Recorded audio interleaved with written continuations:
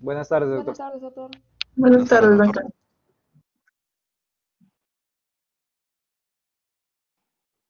Solo hay 22, 21 alumnos. Ya voy a tomar la foto respectiva a la hora.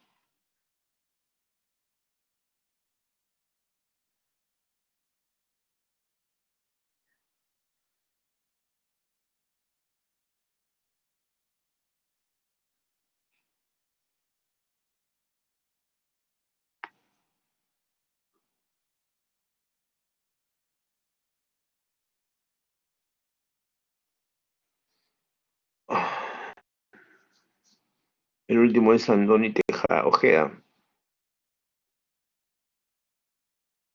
Están Sí, doctor. Yali, Ronca. Ok. He tomado foto ya de los que están asistiendo ahora. Cuando cambiemos volvemos a conversar sobre el tema. Tienen que participar a sus colegas de que la asistencia es obligatoria, pues no es parte de la puntualidad. ¿Me escuchan bien? Sí, doctor. Sí, doctor. Sí, doctor. Muy bien. Vamos a empezar la clase. La patología vascular cerebral es en estos momentos se está convirtiendo en una subespecialidad, ¿no?, dentro de la neurocirugía.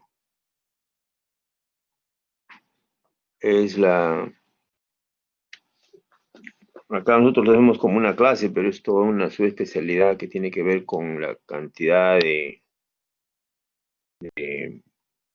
lesiones de tipo vascular, tanto arterial como venoso, fístulas, que de alguna forma se manifiestan como sangrado en el paciente. Bien.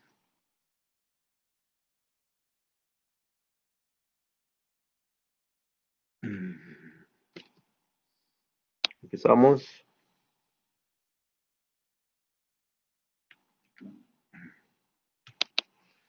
Bien. Entonces, básicamente, la patología vascular neuroquirúrgica se ha desarrollado pues de una forma brutal, gigantesca a partir del 80.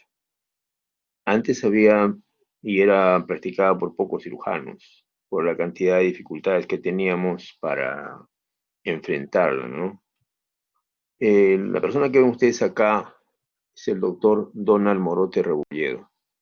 El doctor Donald Morote ha sido nuestro maestro, nuestro mentor, casi como un segundo padre para mi persona. Yo hice residencia en su servicio, en su departamento, y tuvimos la suerte de verlo, de disfrutarlo, de gozarlo y de aprender a operar aneurismas con él. Acá tienen ustedes un aneurisma con sus clips. Esto es lo que se llama un aneurisma, un clip recto. Clip recto, ven ustedes la patita. Ven la patita. Esto se llama la patita y esta es la oreja. Cuando se aprieta acá y se aprieta acá, se abren las patitas. Cuando se suelta, se cierran las patitas. Este es un clip fenestrado porque tiene acá un hoyo. Fenestrado significa que por acá a veces permitimos que pase una arteria, entonces no le pasa nada, y por acá muerde al vaso. Entonces son dos tipos, los que más usamos, ¿no? Clips rectos y clips fenestrados. Bien, en el Revalati la patología vascular pues empezó en el año 60 cuando empezó a trabajar el hospital. Los pioneros, siempre es bueno que los médicos recordemos esto porque, como ustedes comprenderán, en todas las ciudades, parques, todos son nombres de abogados y militares, ¿no? No hay nombre de médicos. Rara vez se encuentra un médico. Entonces siempre hay que recordar a los médicos. El doctor Morote, acompañado del doctor Locke, William Locke, que trabaja, todavía creo que sigue trabajando en la Ricardo Palma, doctor Salazar, doctor Jorge Sánchez Cabrejos, fueron los pioneros en el manejo de aneurismas cerebrales en el Hospital Revaleti. Al inicio, la patología vascular fue heroica. Se operaban aneurismas rotos y malformaciones arteriovenosas. Solo teníamos 5 camitas. A partir del año 99 desde el año 1999 se forma o se hace la unión vascular cerebral o cerebrovascular. Esta unidad empezó a trabajar solamente con aneurismas, malformaciones, cavernomas y patología vascular, exclusivamente. Ahora es un servicio, se llama cirugía cerebral y neurointensivismo. Nosotros tenemos para eso 14 camas en cuidados intensivos en las cuales ponemos a estos pacientes vasculares, con enfermeras especializadas. Manejamos ventiladores de tipo volumétrico, monitoreo cerebral invasivo, hacemos hemodinamia arterial, hacemos cateterismo venoso yugular. Es decir, hacemos todo el intensivismo para que nuestros pacientes salgan. Es un trabajo en equipo, pues, de enfermeras, médicos, técnicos, todos trabajamos, súper especializados. Entonces es bueno que ustedes recuerden, queridos alumnos, que el doctor Donald Morote Rebolledo es un pionero en el Perú de la cirugía de los aneurismas cerebrales. Yo llegaba a la estadística en los años 80, 85, hasta el 94 que falleció. Yo calculo más o menos que él debe haber operado unos 4.000 aneurismas. 4.000 aneurismas. Y más o menos hasta el año 79 o 80, él estaría pues en unos 900, 950 aneurismas. Y de ahí para adelante, en 10 años, íbamos a hacer casi 3.000 aneurismas. Yo recuerdo que operábamos lunes, miércoles y viernes, aneurisma, aneurisma. Todo era puro aneurisma.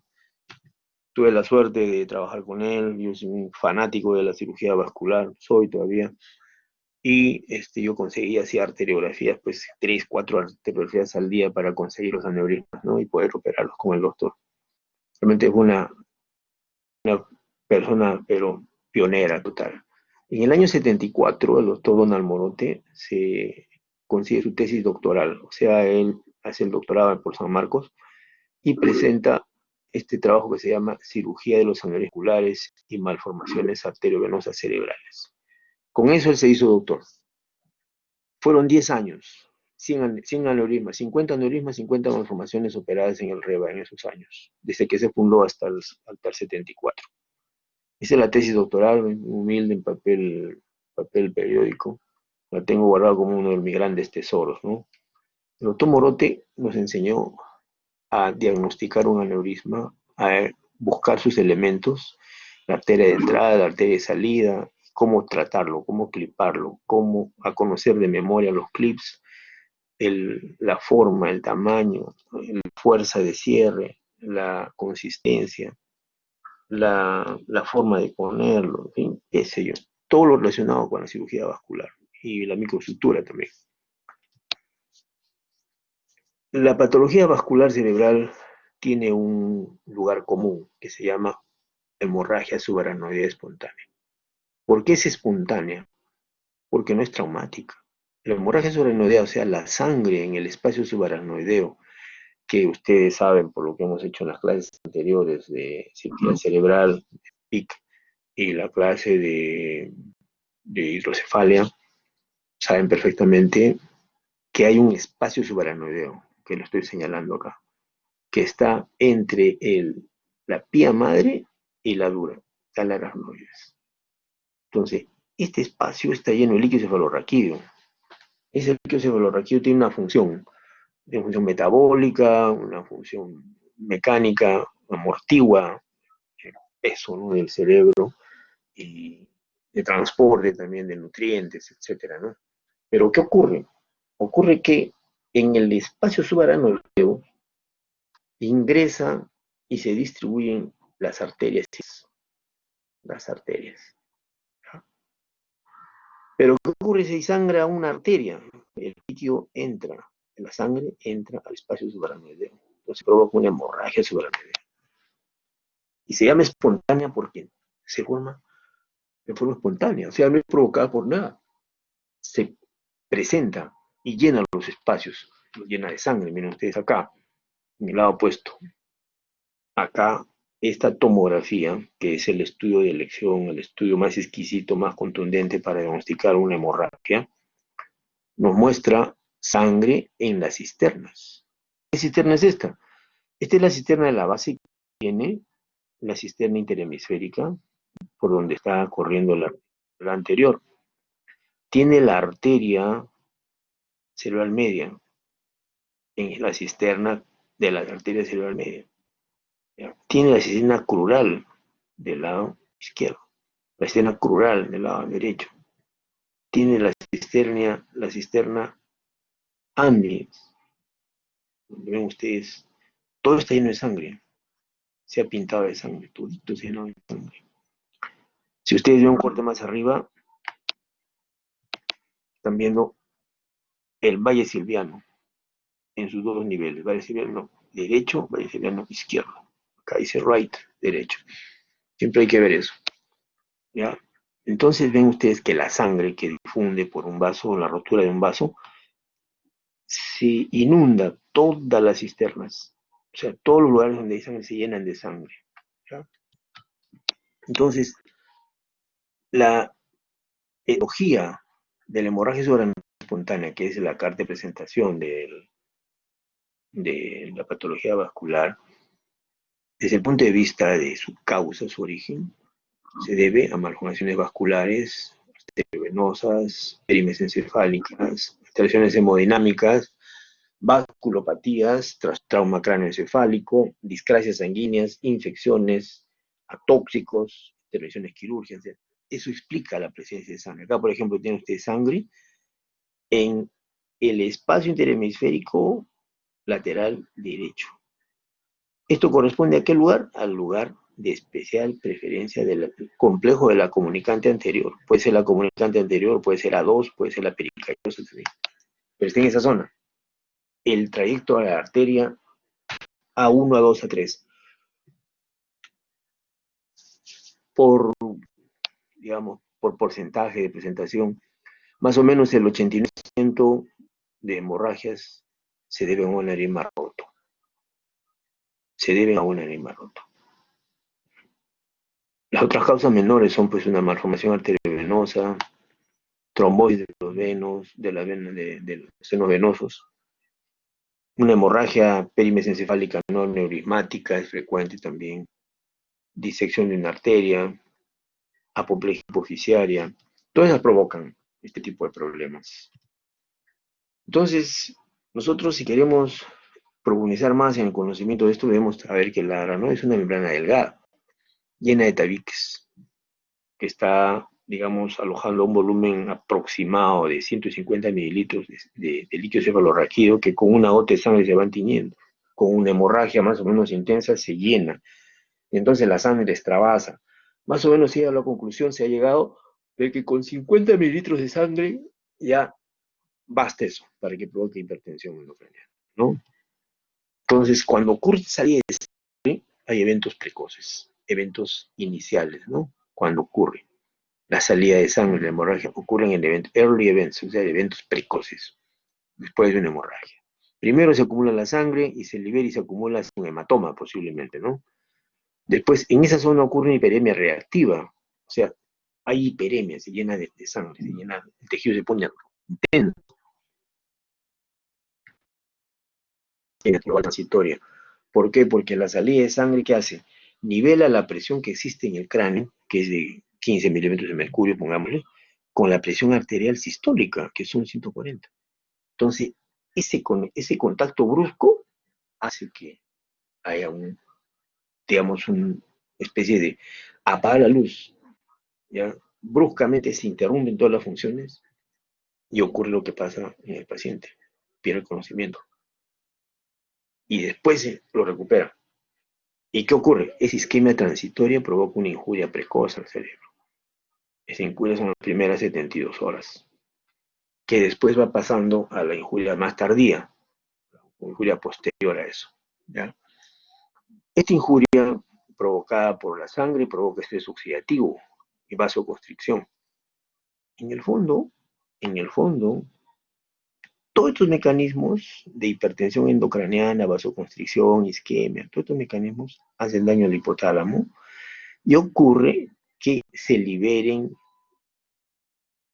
metabolitos vasoactivos precoces. Incluso hay una liberación de vasopresina brutal, ¿ya? Estos metabolitos, que son efectos simpáticos, ¿no? Actúan a nivel del miocardio, ¿ya? Actúan a nivel del miocardio. Entonces, esto provoca daño. ¿Por qué? Porque hay gente que tiene stanning miocárdico, o sea, el corazón es, digamos, sometido a un estrés brutal y hay falla cardíaca. Algunos casos se ve en los cuales el intensivista, el que lo recibe, piensa que es un infarto de miocardio y lo que es una hemorragia. O sea, la hemorragia provoca lo que se llama el síndrome de Tsukuba, un japonés, donde hay pues trastornos de polarización, aumento del CPK, aumento de la troponina, que después se nivela y no hay infarto. Lo que ocurre es que hay un estado simpático brutal, ¿no? Entonces, un sobreefecto simpático, no se olviden, que puede provocar tres cosas. Edema pulmonar, ahí, agua rosada por la boca, sale edema pulmonar agudo, disfunción miocárdica, el síndrome de Tsukuba, hipertensión severa. Y todos estos mecanismos traen al final más isquemia, ¿ya? Y esa liberación de acetilcolina hace que haya, pues, efectos vagales, que al final se traducen en el síndrome de Cushing, la respuesta de Cushing, que lo hemos visto en la primera clase, que es hipertensión, bradicardia y trastornos regulares. El paciente hace paro y muere, ¿ya? Entonces, no es de juego una hemorragia no es espontánea.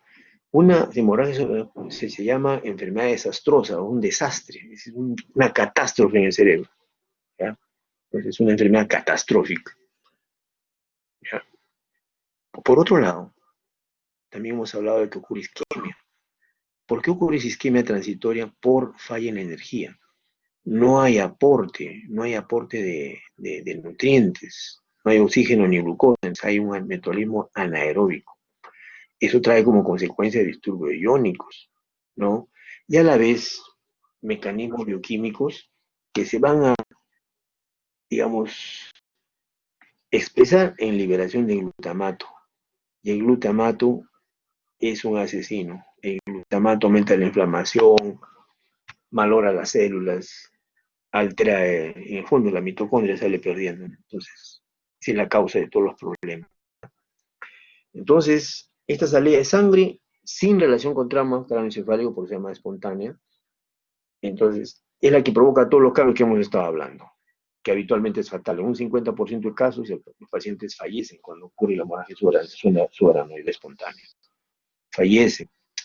Entonces, retrotrayendo un poco, diremos que la rotura del aneurisma trae hemorragia subarachnoidea, isquemia transitoria, y muchas veces este aneurisma es de tal manera, la hemorragia es tan grande, que hace hemorragia intracerebral, hace un coágulo, un hematoma, o una hemorragia intraventricular, trayendo trastorno tipo hidrocefalia, lo que trae más daño cerebral y un pobre pronóstico. Entonces ven ustedes que el paciente por todo lado pierde, ¿ya? O sea, no solamente es la salida de sangre, la vasoconstricción, las aminas, etcétera, etcétera, que hemos estado hablando, sino también el coágulo que hace, el efecto de masa que hace esa sangre que sale, y a veces eso de masa en los aneurismas cerebral media, a nivel de la fosa temporal, hace un hematoma intracerebral.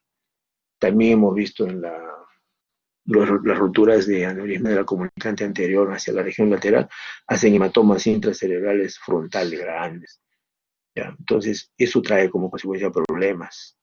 Y la comunicante anterior tiene una cosa más. A veces está el polo, digamos, el aneurisma está orientado hacia atrás y hacia abajo y ¡pum! Le hace un hueco al tercer ventrículo y por ahí entra sangre y hace un coágulo intraventricular.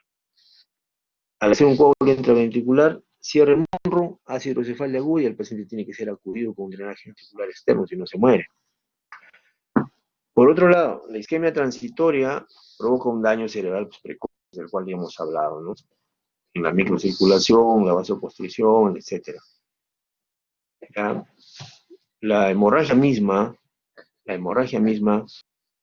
incluso después de que se ha operado el aneurisma, incluso se opera el aneurisma y la misma hemorragia, como va liberando aminas vasopresoras, La parte aguda hay una parte de daño, pero a nivel tardío, o sea, el sexto, séptimo día, provoca isquemia cerebral tardía por vasoespasmo. Entonces tenemos que, hay isquemia cerebral tardía por la misma hemorragia, incluso después de que se operaba el aneurisma. Ese isquemia cerebral tardía se diagnostica con el vasoespasmo angiográfico. En la arteriografía se ve el vasoespasmo. Si hacemos Doppler, también sale aumento en la velocidad porque el vaso se está cerrando, entonces pasa la sangre a más velocidad y se diagnostica. En el fondo lo que ocurre pues es un microtromboembolismo a nivel de la pequeña circulación. Eso trae más isquemia, más infarto, más daño. Entonces vemos que el paciente sale de la cirugía aparentemente bien, está 2, 3 días y empieza a tener confusión. Uno hace una tomografía en el foco de infarto parietal. Hace una tomografía en la noche, es más extenso el infarto. Dios, ¿qué pasa acá? Entonces uno tiene que actuar inmediatamente. Eso hace que tengan un pobre pronóstico. ¿Ya? Todo eso es lo que ocurre cuando hay hemorragia cerebral. Entonces, como ven ustedes, hay bastantes mecanismos que deben ser evaluados con bastante calma, que fundamentalmente están relacionados con la vasoconstricción o la constricción microvascular aguda, con disminución del tono vasodilatador y se cierra por catecolaminas, eucosanoides, endotelina, angiotensina, están los radicales libres, los ácidos grasos libres, vasopresina. Todos estos son fármacos o aminas o metabolitos liberados vasoconstrictores por el metabolismo de la sangre, el metabolismo del grupo M, aparecen estos, ¿ya? Pues acá tenemos un resumen mucho más práctico sobre el nivel tisular, donde a nivel celular el daño está en la mitocondria. O sea, hay una disfunción mitocondrial. Eso no se olvide nunca. Esa disfunción mitocondrial es importantísima. Si ustedes la ven acá, la disfunción mitocondrial contribuye al daño isquémico inicial y al daño tardío al vasoespasmo, ¿ya? Entonces, la hemorragia subaracnoidea hace daño a la neurona, hace daño a la glía, al endotelio, a los pericitos, a la fibra vascular muscular de la célula muscular, al nervio perivascular y al trabajo normal en el sistema nervioso central del componente vascular. Todo eso se traduce en inflamación, apoptosis, necrosis, autofagia. Al final, ¿en qué vemos? Daño precoz, que se ve cuando ocurre la hemorragia, y daño tardío, que se ve después, por vasoespasmo cerebral, que es un fuerte enemigo. Entonces, si vemos acá, vemos que el pronóstico del paciente, o sea, la escala de Glasgow al alta, al IDA, el AUCOM, en el AUCOM, está influenciado por complicaciones médicas del paciente, ¿ya? Por injuria, infarto que ocurre y edema, ¿no?, en el mismo paciente, y por una serie de epifenómenos que traen disfunción neuronal, parenquimal y trastornos en la habilidad del paciente. Entonces, todo eso altera el pronóstico. Y en el fondo ese deterioro es por hipoperfusión, o sea, que trae edema e infarto. ¿Nosotros podemos actuar acá? Claro que sí. Nosotros tenemos que actuar acá, porque todo esto es el mecanismo secundario de daño. Este mecanismo secundario de daño se puede mejorar optimizando la oxigenación, evitando la hipotensión, mejorando la presión de perfusión cerebral, mejorando o anulando los problemas del vasoespasmo. En todo eso trabajamos. Y quizá la razón más importante es evitar un resangrado que esto lo multiplica por 10. Si con el sangrado inicial tuvo todos estos problemas, con un resangrado, peor. Ya se complicó todo. ¿De acuerdo? Entonces, una de las causas principales de la hemorragia subaracnoidea que estábamos mencionando es el aneurisma. Entonces, el aneurisma es una causa principal de la hemorragia subaracnoidea espontánea. ¿Qué es un aneurisma? Es una dilatación de la pared de un vaso que está muy débil, que ha perdido la capa elástica y la capa muscular. Es prevalente en la población, más o menos en un 4%. O sea, hay gente que tiene su aneurisma, está caminando y no pasa nada. salvo que lo encuentren por ahí, entonces se llama un aneurisma incidental, un hallazgoma, así le llamamos nosotros en nuestras expresiones, un hallazgoma, un incidental, un incidentaloma o un aneurisma no roto. En estos momentos que se usa más resonancia que nunca, una de las principales fuentes de descubrimiento de aneurisma no roto es la resonancia.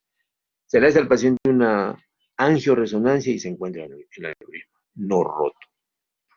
Se encuentra en la población, sí, un poco más en las mujeres, 60%. Su frecuencia de presentación es máxima entre los 35 y los 65 años, se ve con mucha frecuencia. En cuanto a la localización, son el 90% en nuestro medio, en nuestro medio y en nuestro hospital. No conozco lo que pasa en María Auxiliadora, en Hospital Militar, lo que pase en Almenara, no tengo idea. Nosotros tenemos tan poco tiempo libre que con las justas de nuestro hospital. Miren, existe en la región supratentorial y en la infratentorial. O sea, los vasos supratentoriales son dependientes de las carótidas internas y los infratentoriales de la basilar y las vertebrales. Entonces, en nuestro medio, en nuestro hospital, el 90% son supratentoriales y el 10% infratentoriales. O sea, supratentoriales de la circulación anterior, que se nutre por las carótidas internas derecha e izquierda, y la fosa posterior a través de las vertebrales, que se juntan en la fosa posterior y dan el tronco basilar. ¿Ya? Acá ven ustedes lo que es un aneurisma. Es la arteria eferente, la arteria aferente. Entonces el cuello, una arteria nutricia. Se supone que hay un impacto acá directo que provoca un estrés hemodinámico en las paredes se van dilatando. Al final, la pared que tenía íntima, muscular, y adventicia se reduce prácticamente a íntima y adventicia, la muscular desaparece. Entonces se hace una especie de tetita. ¿Por qué? Por la fuerza del impacto, el estrés hemodinámico de la arteria, el martillo de agua que se llama, por ahí lo dilata, ¿ya? Como un cuellito. Pero acá se ve la forma como nosotros planteamos la cirugía. Se opera con un clip que le cierra el cuello y aísla al aneurisma de la circulación general. Entonces, esto ya desaparece. ¿Ya? ¿Cómo se encuentra? Después de un sangrado como este, por ejemplo, paciente que presente hemiplegia, cefalea, vómitos, náuseas, así está el señor, se hace un angiotem y se encuentra este aneurisma. Ven ustedes, este aneurisma. Y si ustedes, como nosotros lo entramos a sala, encontramos acá la forma del aneurisma. Es un aneurisma prácticamente en tela de cebolla, prácticamente ya listo para romperse por segunda vez. Los lugares más frecuentes, ya los dijimos, 30% comunicante anterior, 30% cerebral media, 30% cerebral posterior. ¿Ya? 10% de parte basilar. Entonces, comunicante anterior, carótida interna o comunicante posterior, cerebral media. Esos son los lugares más frecuentes de distribución. Los más frecuentes. ¿Ya? Según nuestra casística, ¿no?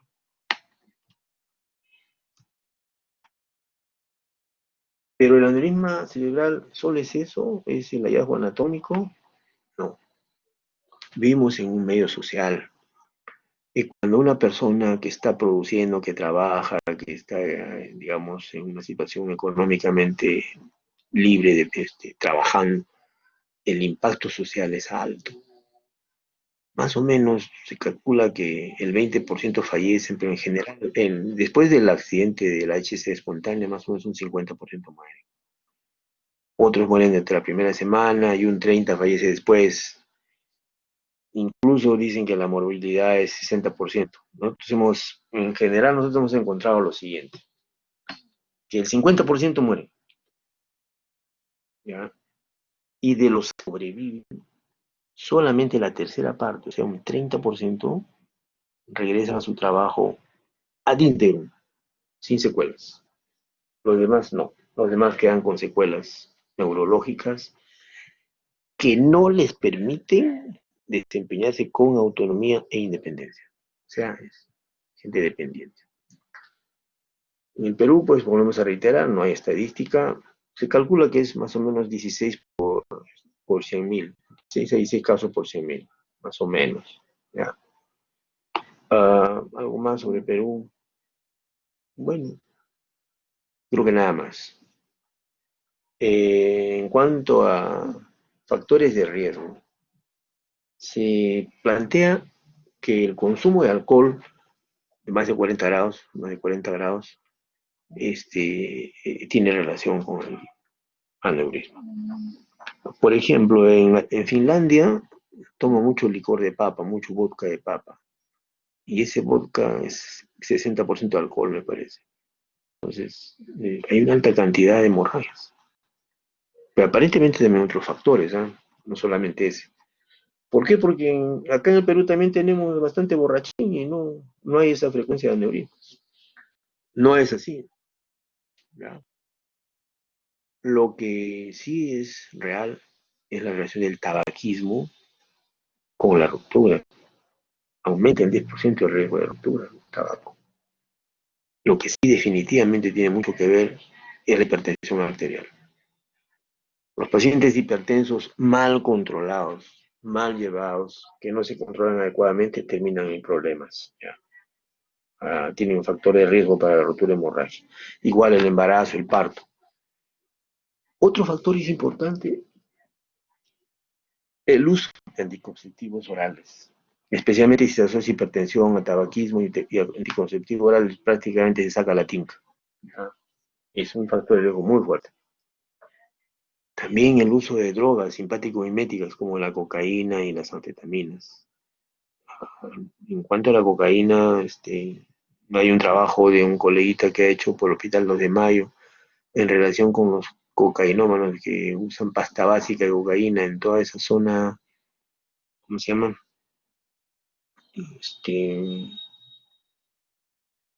Hay una parte donde venden cosas de segunda mano, ahí determina Girón Aviación, no me acuerdo el nombre. En esa zona hay bastante pastrulo, bastante pasta básica. Entonces mi colega hizo un trabajo de seguimiento de aneurismas asociados a cocainómanos que usan pasta básica. Unas imágenes brutales, ¿no? Realmente impresionantes. ¿Qué otros factores más aumentan el riesgo de sangrado? El sexo, la edad. Es más, hay un trabajo de unos japoneses donde pusieron todos estos factores en el brasero para ver cuáles eran más fuertes estadísticamente significativos y resultó que la edad y el tamaño del aneurisma son factores determinantes, o sea, esos no se salvan. O sea, si tiene más de 70 años y el aneurisma es mayor a 12 milímetros, se sangran, se rompe al toque. Son los factores más relevantes. Pero también se ha encontrado que los de la circulación posterior tienen más frecuencia de sangre, al igual que los de comunicante anterior. El tamaño del aneurisma más de 5. Entonces, los aneurismas de menos de 5 se observan.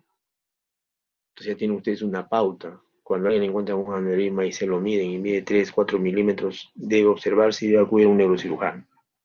¿Ya? En general se plantea observación, pero si hay dolor de cabeza, si hay signos de alarma, como les voy a enseñar más adelante, tiene que operarse. ¿Ya? La otra condición es un aneurisma sintomático no roto. Igual, sintomático que da síntomas, pues, pero no está roto. Eso aumenta el riesgo. Después familias, historias familiares de aneurisma roto. Eso sí es bien cierto. Yo tengo una familia que apellida, ¿cómo se llama? Apellida, ya me he olvidado ahorita, lo tenía en la punta de la lengua. Y a mi familia, Vela, ¿ya?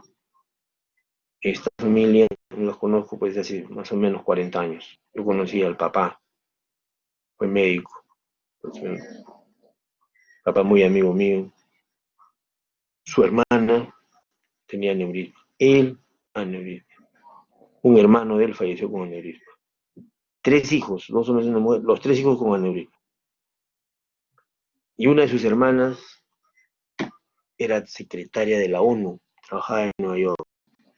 Vino acá a Lima y justo me consulta por un dolor de cabeza medio raro, con signos de alarma, medio un dolor retrocular medio raro, entonces le pedí en esa época le pedí angioresonancia, fíjense, a unos 15 años más. Se la hizo y ¿qué creen? Encontré un aneurisma. Es feo el aneurisma. Y bueno, la íbamos a operar en el hospital Revalidati porque era segura. Y en eso me cuenta, me dice, pero yo he sido secretaria de la ONU, tengo mi seguro en Estados Unidos. ¿Y qué espera usted? Le dije. Entonces la mandé donde un colega que se llama Michael Lawton, Michael Lawton, Lawton, Michael Lawton. Lo envió con una carta, en ese momento estaba en San Francisco ese doctor. Lo operó, quedó muy bien. Bueno, ahora ese colega con el cual siempre le envío pacientes, consultas, qué sé yo, es el jefe de cirugía vascular del Instituto Barrow de Estados Unidos. El mundo es chiquito.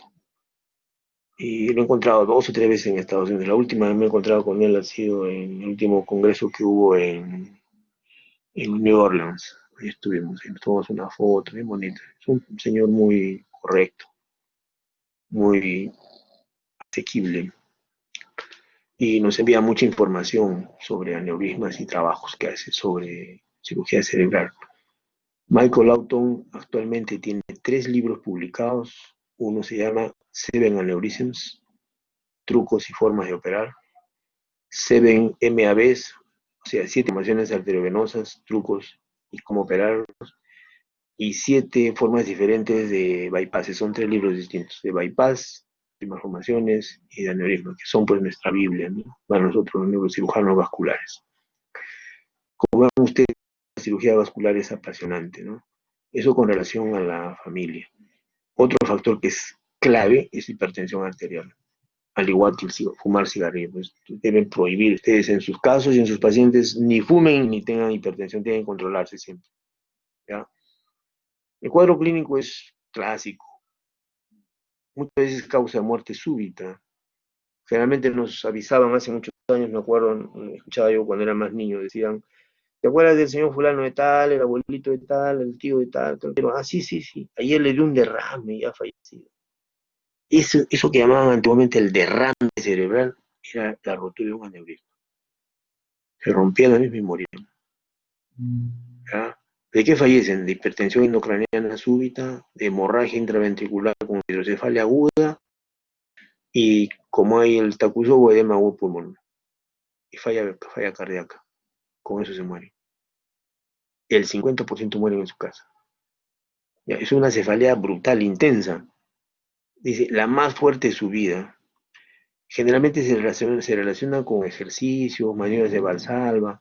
Esos ejercicios en las mañanas, por eso está prohibido formalmente hacer gimnasia en las mañanas, porque en las mañanas parece mentira, uno tiene el simpático activo y hay hipertensión, la presión está un poco alta, entonces uno le va a añadir esfuerzo y sube la presión y vienen las hemorragias. Curiosamente al hospital vienen en las mañanas, ¿no? Prefieren esfuerzo, baño frío, coito, pujo, y vienen vómito, preconocimiento y vienen con hemorragia, emergencia en las mañanas. ¿Ya? Eso es en cuanto al, obviamente con ese cuadro clínico, una vez más, insisto con todos, ¿me están escuchando? Sí, doctor. Sí, doctor. Todos. ¿Cuántos hay en la lista? Somos 25. Sí, doctor, ¿Cuántos lo hay, por estamos favor? revisando. ¿Solo 25 hay? O sea, hay 2 faltones. Ahorita lo Sí, voy a ver quiénes faltan son. 3 de mis compañeros. Ya, anótame los nombres porque, digo, de todas maneras yo lo voy a ver en la foto que he tomado. Ya.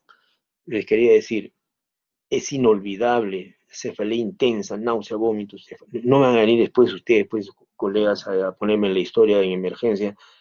Está con depresión, angustia, ¿qué más me ponen? Trastorno de pareja, soledad, pena. Por favor, olvídense de eso. Olvídense de eso. Nunca diagnostiquen El último diagnóstico que pueden poner, el último diagnóstico es depresión, angustia, ansiedad, por favor. Tengan la bondad, no me van a quedar mal. Y no se los digo en juego, ¿eh? Yo tengo un paciente que ha sido de alta 3 veces en el hospital, en el Mongrú, en el hospital que queda camino a Foz, en Negreiros, en el hospital Sabogal, 3 veces alta con depresión, angustia. Vino al Revalati con rigidez de nuca, diagnóstico, hemorragia, por aneurisma roto de la comunicante posterior. Vino hasta con tosis palpebral.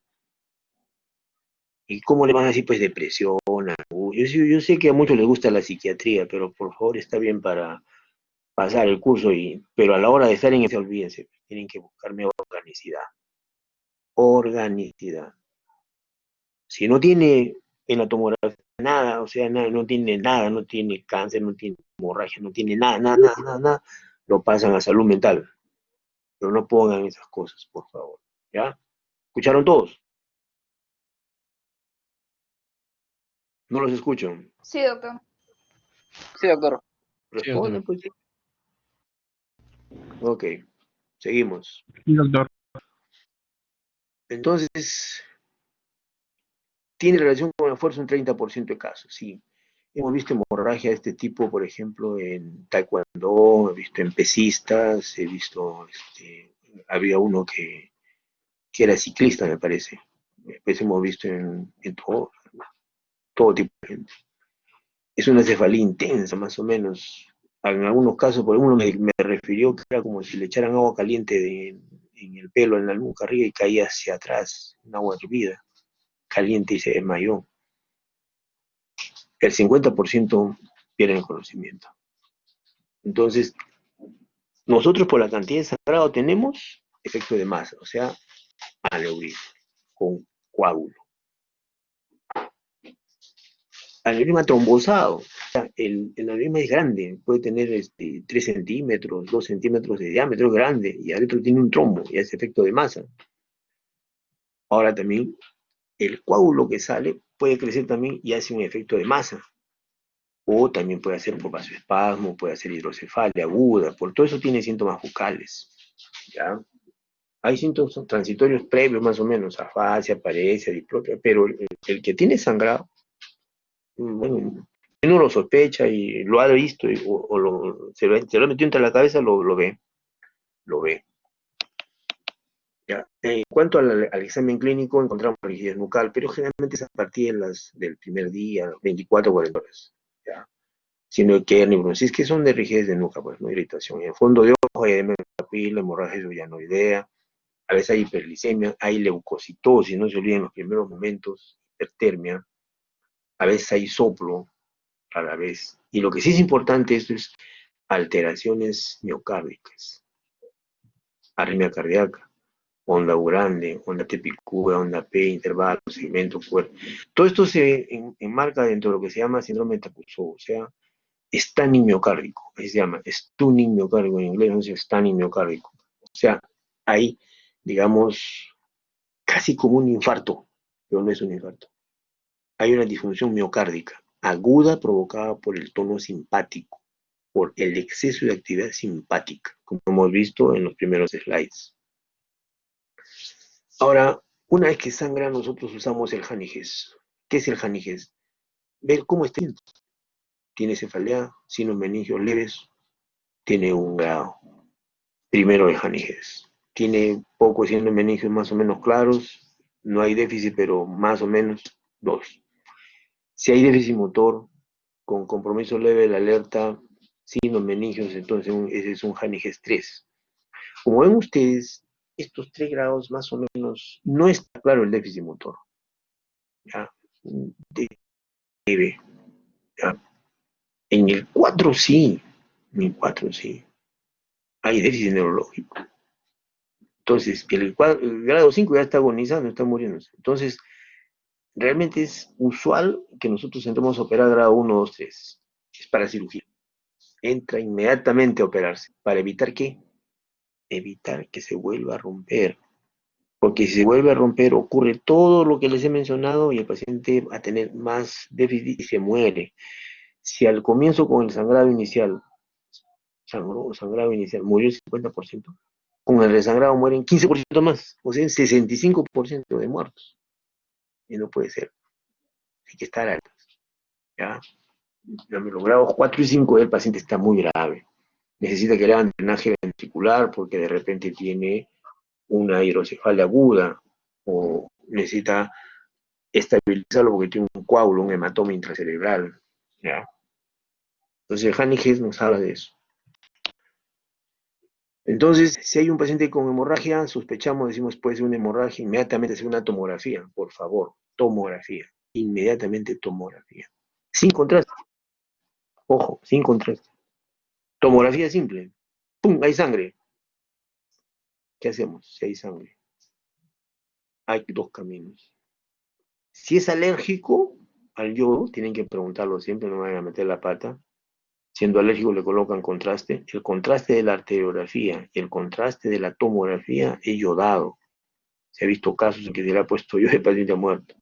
Por eso tienen cuidado. Siempre preguntar a los familiares si es alérgico al yodo, al pescado. Ellos lo saben. Le sale roncha, sí, entonces no hay que hacer. Se prefiere hacer un angioresonancia y resonancia.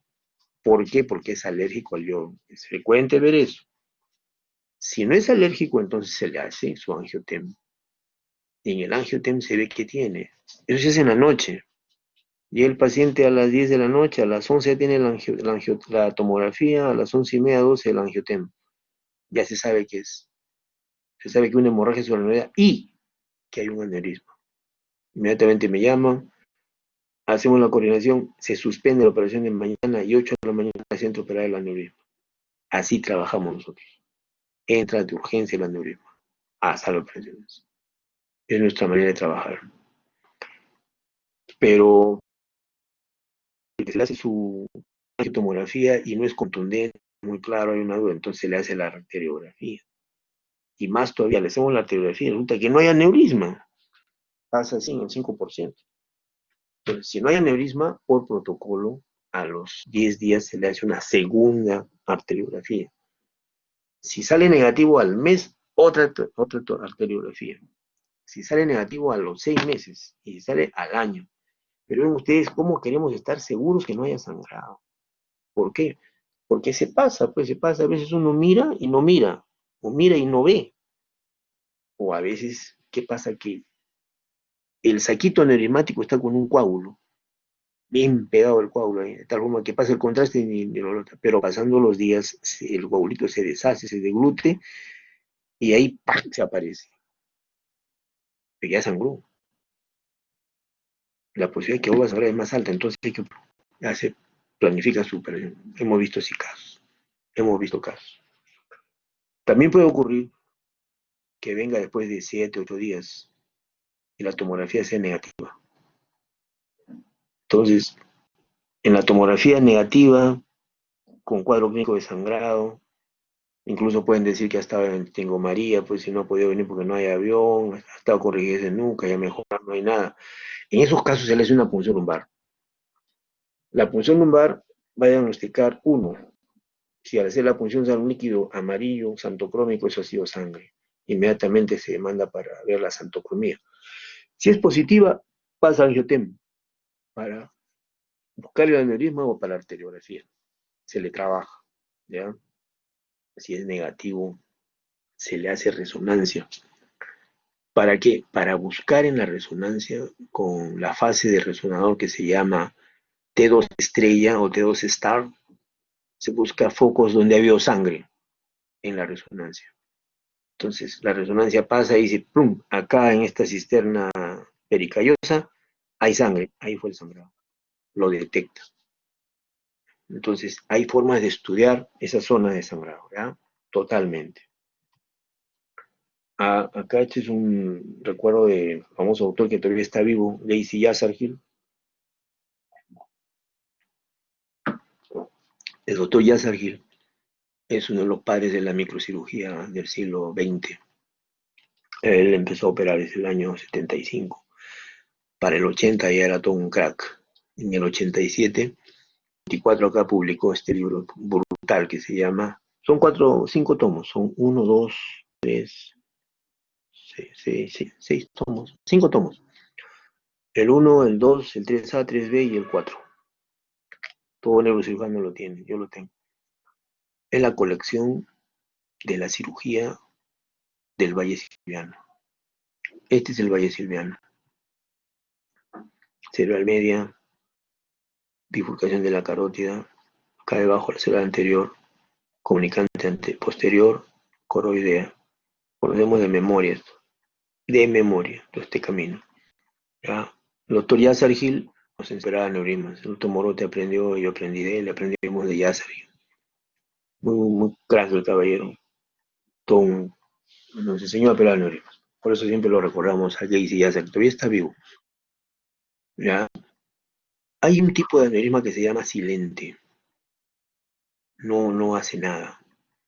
Simplemente está ahí escondido. ¿Ya? Entonces, ese hay que sospecharlo. O la gran mayoría están en las arterias, ¿no? Pero hay unos que no, pues, ¿no? No se sabe de dónde salen, pues sí, tienen sus formas, tienen, por ejemplo. Tienen la forma de un pedículo con su cuellito, su fondo de saco. Pero noten acá algo bien importante.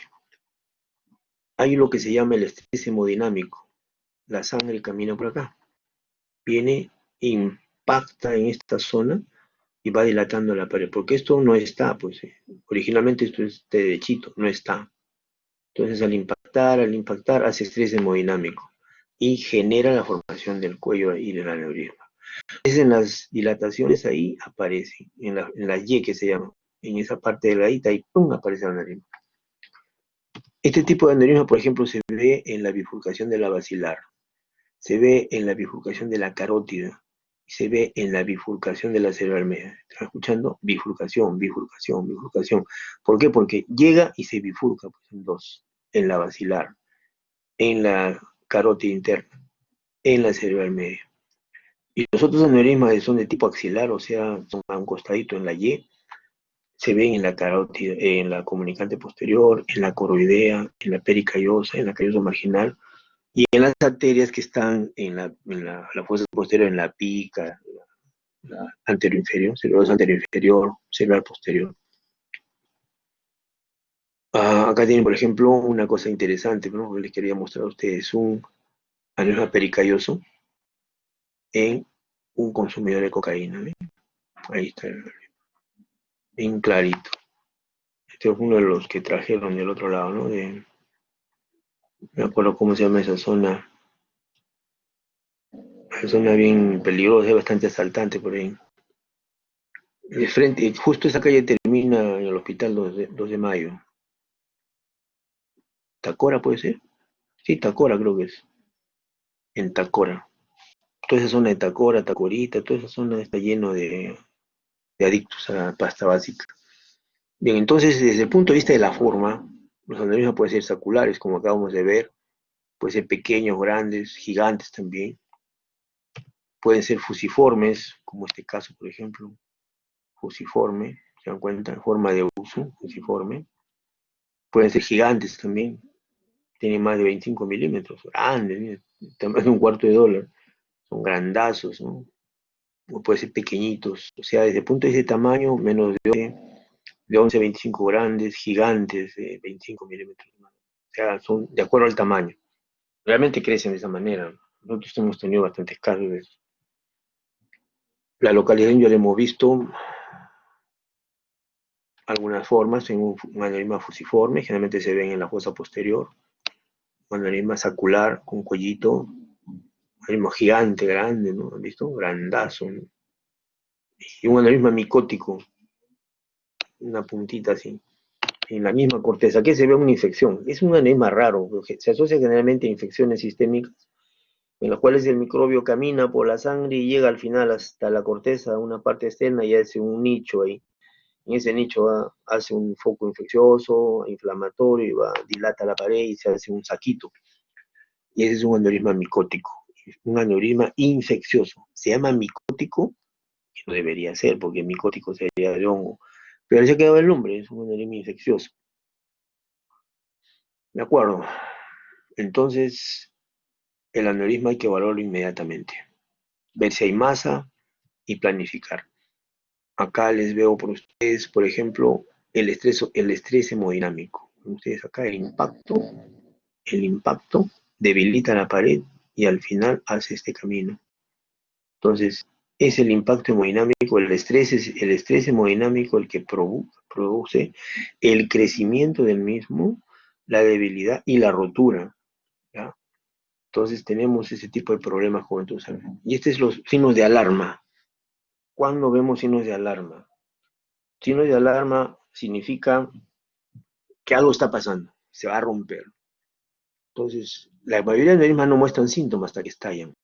Pero ¿qué signos de alarma hay para la emergencia? Que estén ustedes atentos. Dolor de cabeza muy intenso, vómito, náusea, dolor por encima y detrás de los ojos, entumecimiento facial, se pone como piedra, siente dura la cara, tiene debilidad o parálisis de un lado de la cara, se le cae la cara, tiene las pupilas dilatadas o a veces hay diplopia. Siempre hay que pensar en lo peor, hay que buscar.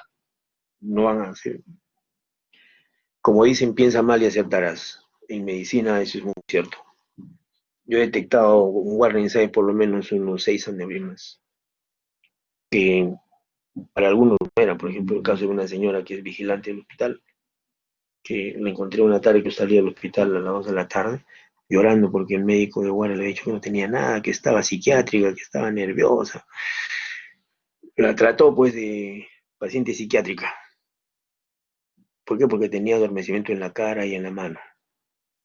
Estaba muy bien, y no puede ser, que por aquí, que por ahí, no le daba descanso. Y me encuentra la señora, la encuentro llorando, pues, y la llevo al tomógrafo, le hago un angiotem y tenía aneurisma. Tenía aneurisma. Y que lo hospitalizamos y, bueno, lo operamos, salió todo bien. La señora salió de alta y fue a buscarlo al médico, le hizo una bulla delante de todo el mundo. Le hizo una bullaza. ¿Por qué? Porque obviamente el médico debe sospechar, pues no. Si no sabe, mejor llamar al neurocirujano, ¿no? ¿Me entienden? Ahora, esta es la clínica de un aneurisma roto. Hay diferentes formas de aneurisma, ¿no? Por ejemplo, acá tienen ustedes dirigido hacia arriba, en línea recta, hacia abajo, hacia atrás. Son diferentes formas que uno tiene que ver.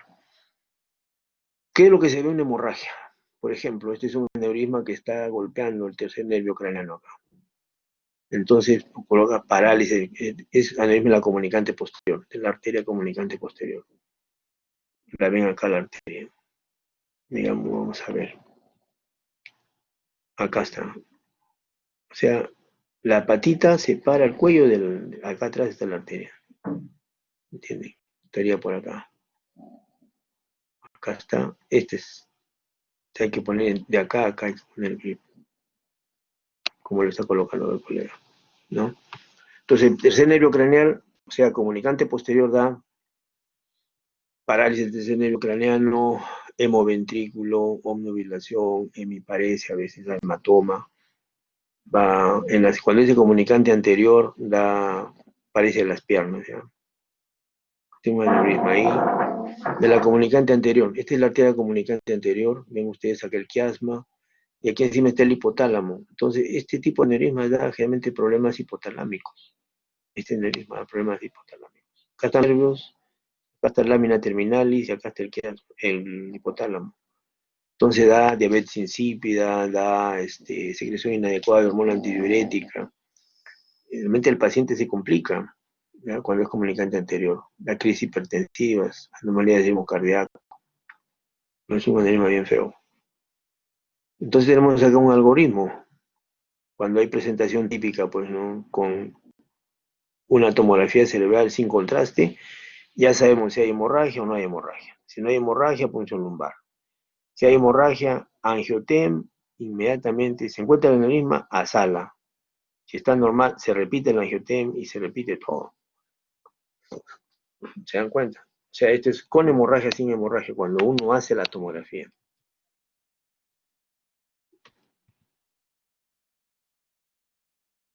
Ya. Acá ven ustedes una tomografía en la cual hacemos tomografía simple, hacemos arteriografía y una 3D.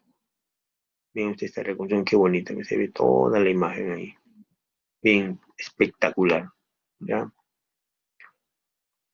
Esta es la guía de stroke de Europa, donde El diagnóstico está pues con tomografía, como le digo, y resonancia útiles dentro de las 24 horas.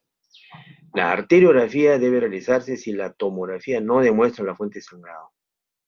Y la punción lumbar se hace si hay clínica y la tomografía no confirman el diagnóstico. Hay que hacer la punción lumbar para ver qué ha pasado, ¿no? Bien, entonces, insistimos, la tomografía es del 98 a 100% de las primeras 12 horas, 93% de las 24 horas.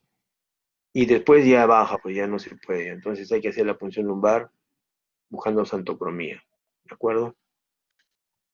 Y si todo eso es negativo, entonces tenemos que hacer angiotomografía y angioresonancia para buscar dónde está acá, por ejemplo. Acá se encontraba este aneurisma silviano. Bien, entre resonancia y angioresonancia, miren ustedes, hay diferencias. ¿Cuáles diferencias hay? Los dos tienen sensibilidad, pero mayor la angiotomografía. ¿Se dan cuenta? Entonces hay que tener esa idea en la cabeza. ¿Cuándo pedirla? Pide inmediatamente en emergencia la angioresonancia, la angiotomografía. Esa es la escala de grado de la World Federation. Hay mucha discusión actualmente, deben saberlo ustedes, y es importante que lo tengan, que a veces no se puede aplicar el Hanigés por muchas razones. Hacen la escala de la World Federation bien fácil. Miren ustedes. El 1 y 2 tiene grado 15 y no tiene mi parece. O sea, no hay déficit motor. Si no hay déficit motor es sencillo. O sea, no hay afectación de la vía motora, entonces es 1. Si está un poquito más confundido, qué sé yo, pero sin hemiparesia es grado 2. Grado 1, grado 2.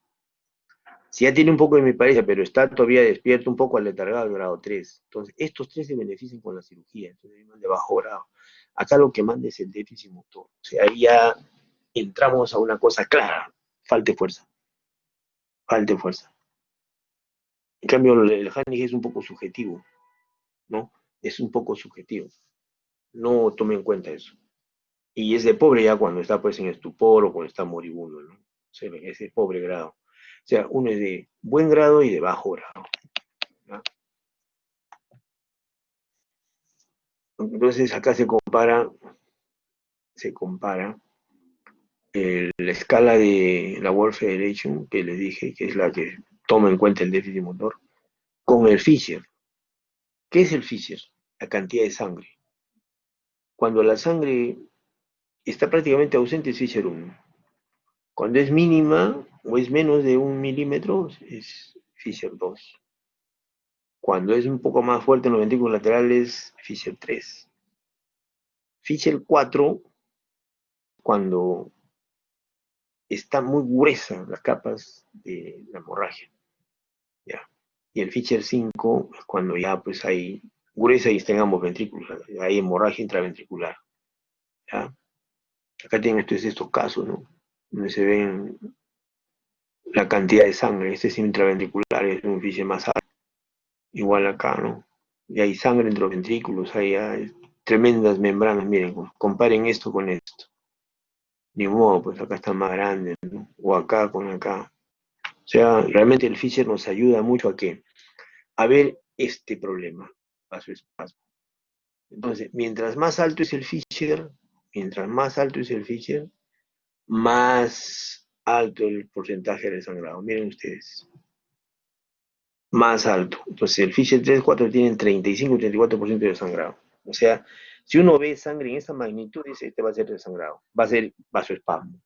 De hecho, ¿ya? Muy bien, seguimos.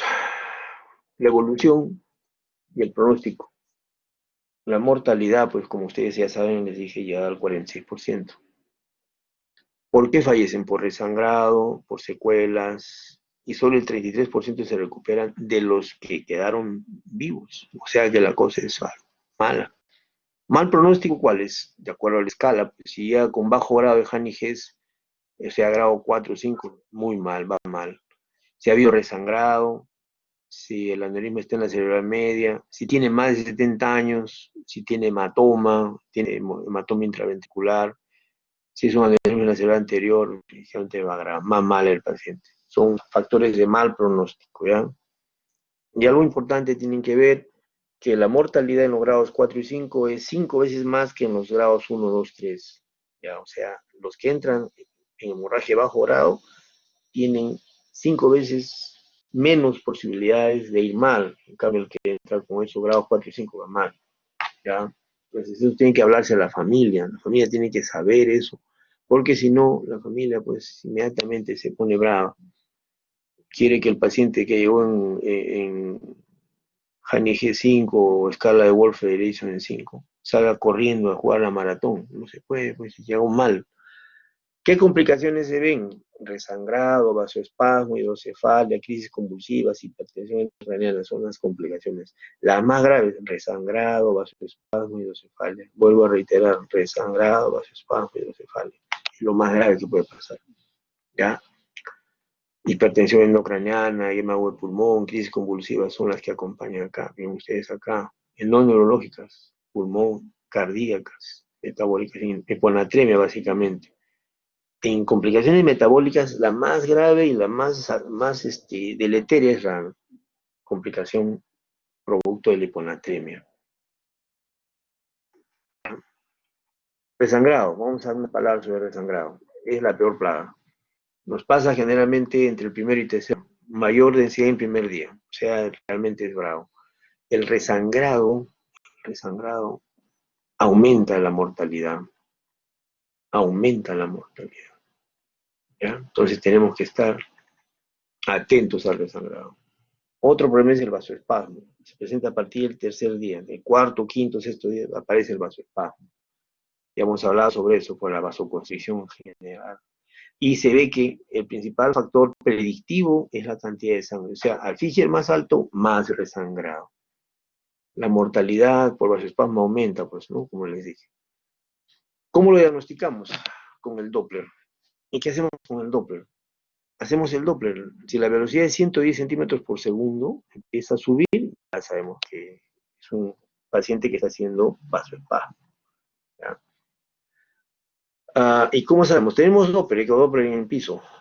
Se le hace Doppler apenas llega, primer día, segundo día tiene un Doppler basal, tercer día, cuarto día, por ejemplo. Si llega con un basal de 60 y al sexto día o sea, se opera al segundo día, más 5, 7, al quinto día o séptimo día de sangrado, le hacemos el Doppler y está en 120, 130, ese es el vasoespasmo. Entonces ya lo sabemos, lo usamos diario, el Doppler es para nosotros vital, ¿ya? Entonces, al vasoespasmo, ¿cómo se diagnostica? Con la clínica, con el Doppler. También se hace arteriografía y se descarga otras complicaciones. Claro, hay que descartar hiponatremia, básicamente hiponatremia. Ya son así por un mal camino, pues cuando uno no ve bien. O también cuando uno tiene mal balance hídrico y tal. Bueno, tiene que estar en todas, pues, ¿no? Ahora, ¿qué es la fisiopatología? Ya hemos revisado, ¿no? Son la serie de productos que son, digamos, vasoactivos. ¿Ya? Otra complicación severa es la hidrocefalia, que lo hemos mencionado, que puede ser aguda, que se presenta en las primeras horas por sangre en los ventros. Se tapa el munro, forma bilateral y entonces es hidrocefalia aguda. Pero también se presenta en forma subaguda o crónica. ¿Por qué? Porque las membranas subaracnoideas se llenan de sangre, entonces no circula la sangre y se hace que ese tipo obstructivo, que ese tipo, digamos, no comunicante, o sea, ese tipo, perdón, comunicante. Es de tipo tetraventricular. ¿Por qué? Porque tiene dilatado el cuarto ventrículo, el tercer ventrículo, perdón, los laterales y el tercer ventrículo. O sea, es tetraventricular. La hidrocefalia secundaria a la hemorragia subaracnoidea. ¿Ya? También hay crisis convulsivas, hay que usar anticonvulsivantes. Según el tiempo, miren ustedes, los primeros 3 días hay resangrado, edema, hidrocefalia aguda, arritmia, disfunción respiratoria, incluso edema de pulmón. Más adelante ya hay vasoespasmo, menos resangrado, hipovolemia, hiponatremia, etc. Y más adelante, a los 15 días, hay hidrocefalia. Hidrocefalia. Por ahí vamos. Ahora, ¿qué aneurismas se deben operar? Siempre hay esa discusión. ¿Qué factores favorecen que haya tratamiento quirúrgico? Bueno, nosotros en el servicio de neurocirugía de Revalidad podemos operar todo, pero tenemos un fisioterapia endovascular que también pelea a los pacientes, entonces ya nos hemos organizado. ¿Cómo? Generalmente el paciente joven se opera porque tiene un techo, pues tiene un techo de vida alto. Va a vivir 50 años más, entonces hay que estar seguro con un clipaje aneurisma. Si ha tenido antes sangrado de hemorragia, debe ser tratado. Es un factor que ayuda a eso, ¿no? Ahora, sobre la localización, los de la fosa posterior y el comunicante anterior son, digamos, favoritos para hacer tratamiento quirúrgico, por el tamaño. Si es más de 5 milímetros, cirugía, microcirugía. Si el aneurisma, de acuerdo a la configuración, es multilobulado, tiene hijos, entonces de modo hay que hacerlo. Si ha habido en la familia hemorragias, igual.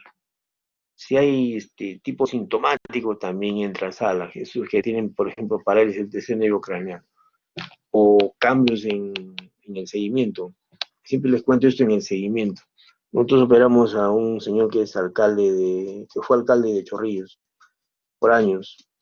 Este señor lo operamos hace unos 20 años, más o menos, 25 años. Salió de alta, sí, 20 años más o menos. Se le operó de un aneurisma del lado derecho, y en el lado izquierdo tenía una bolita chiquitita, de menos de 5 milímetros. Entonces se lo con la condición de controlarlo. Se controló 1 año, 2 años, y desapareció. Regresó a los 6 años todo asustado porque tenía un dolor de cabeza brutal. Hicimos la tomografía, la angiotensión de control, y tenía un aneurisma más o menos de 11 milímetros. O sea, de ser de 3, de 4 milímetros, se que hasta 11. Sin cualquier otro se rompía. Se quedó sobre el puto más asustado el pobre. O sea, tuvo cambios en el seguimiento, creció. Entonces debe operarse. ¿Cuáles no deben ser coileados? Son para cirugía, pues los gigantes, los muy chiquititos, que tienen base ancha, que tienen hematoma, los que tienen hidrocefalia, que son por aterosclerosis, vasos muy tortuosos, que se rompen en la base, tienen para cirugía, ¿no? Tenemos que operar eso. ¿Ya? Ahora, existe el problema que les mencionaba sobre el hallazgo. Hay aneurismas no rotos. Estamos hablando antes de los rotos. Estos son no rotos. ¿Cómo se manejan los no rotos? Los no rotos se sabe que su riesgo anual es de 1 al 2%. Su mortalidad quirúrgica, su morbilidad es 5%. ¿Ya? Pero si sangran, aumenta 15%. Y su mortalidad con sangrado, 50%. Entonces, tiene que operarse. Los hallazgos, cuando son menores de 5 milímetros, se observan. Si son mayores, pasan a cirugía. Acá tienen una representación de imágenes que tienen que ver con un aneurisma roto, que ha sido trabajado y esclipado. Acá ven ustedes, les he puesto para que vean cómo se pone un temporal, se calza el definitivo, y al final se le coagula y queda bien coagulado, bien tratado el aneurisma. El tratamiento es con una craneotomía. Hay ventajas y desventajas de la craneotomía, hay que asegurar, el aneurisma se le clipa totalmente. Lo que prima acá es digamos, la habilidad del cirujano. Este es un video, un diapositivo de un colega que se llama Juha Hernenieemi, es un finlandés. Acá, por ejemplo, tienen ustedes su angiotomografía. Él opera con angiotomografía. Tiene acá un aneurisma y tiene otro aneurisma acá. Tiene 2 aneurismas. Entonces, él no usa arteriografía. Este es en finlandés, no todos los a ir a ala, no sé qué será. El cuento es que este señor opera sin arterio. Ese nos ha enseñado a darle el valor real a la angiotomografía. Antes de él nosotros dábamos que la arteriografía, que el gol estándar, miren ustedes acá, tiene acá la vertebral, la bifurcación, la posterior, todo tiene, no le falta nada, no necesita. ¿Hay tratamiento endovascular? Sí, hay tratamiento. ¿Qué vamos a negar? Nosotros también tenemos pacientes médicos que trabajan con coils. Ellos dicen que tienen que ventaja, pero nosotros creemos que deben trabajar los de bajo grado, los de pobre grado, hay menos tiempo de anestesia. Cuando un paciente tiene complicaciones sistémicas, es preferible que vaya a coils, ¿no? Acá tienen ustedes un coil. ¿Qué desventajas hay? No se sabe cuánto tiempo dura, lamentablemente es así. Puede haber recurrencia, hay complicaciones tromboembólicas, hay resangrados también, necesita anticoagulación. Y el terapista pues tiene que estar bien trejo, tiene bastante experiencia y entrenamiento, ¿no? O sea, ya tienen ustedes un coil cómo se coloca el coil, ¿ya? Bueno, y el vasoespasmo que estamos hablando, nosotros lo tratamos con, básicamente, angioplastía con verapamilo, como se los he puesto acá. Angioplastía con verapamilo. El vasoespasmo es una plaga para nosotros. Se mete y nos altera la evolución de los pacientes. Le damos triple H y angioplastía con verapamilo. O sea, le colocamos el verapamilo intraarterial a través de una arteriografía. Ya, acá tienen ustedes el manejo del verapamilo con triple H, hemodilución. Y hay un trabajo internacional sobre Himalaya, se llama así, donde están viendo pues el problema del verapamilo. ¿Ya? Y hemos tratado la hipertensión endocraniana. En general, los aneurismas hay que conversar con la familia, pues, ¿no? Para explicarle qué se va a hacer. El manejo general es este. Para nosotros es cirugía. Nosotros somos de microcirugía vascular cerebral. Por eso somos amantes de la cirugía. ¿Ya? Muy bien. Eso es en cuanto a aneurismas. ¿Tienen alguna pregunta, colegas? Doctor, Los escucho. Sí, dígame. doctor, una consulta. Había mencionado que uno de los factores predisponentes justamente a hacer las hemorragias subaracnoideas es realizar o las rupturas, perdón, de aneurismas cerebrales, es realizar un ejercicio a horas Matinal. tempranas. Claro. Eh, es solamente, me refiero a que eso se considera como factor de riesgo puro o necesariamente tiene que estar asociado a otros factores como el tabaquismo, la hipertensión. No, generalmente es un cortejo sintomático, o sea, generalmente son más factores, pero es un factor de riesgo. Si usted tiene un paciente obeso, hipertenso, fumador, que liba licor, que es bebedor consuetudinario, alcohólico el fin de semana, etcétera. Entonces, ese señor pues está jugando con fuego, ¿no? Y encima va a hacer ejercicio en la mañana, tiene su training personal ahí, su training personal, y se levanta a las 6, justo por el ritmo circadiano. El ritmo hace que los mineralocorticoides salgan más en la mañana, más presión, la presión es más alta en la mañana. Y bueno, ya sugieren que no se haga en la mañana, tempranito, ¿no? O sea, es un factor añadido. Que sea puro, no lo creo. Pero nunca se sabe. Pues. Lo que sí se ha hecho es la asociación de pacientes que tienen este problema. ¿Ya? Por eso se aconseja que no haga ejercicios temprano. ¿Ya? ¿Entendió? Muchas gracias. Más preguntas, por favor. Sí, doctor, yo tengo una consulta.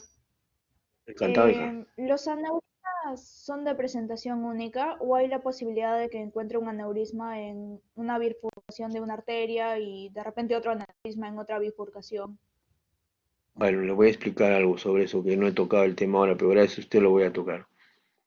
Los aneurismas, en el 100%, se presentan, digamos, de un momento a otro, ¿no?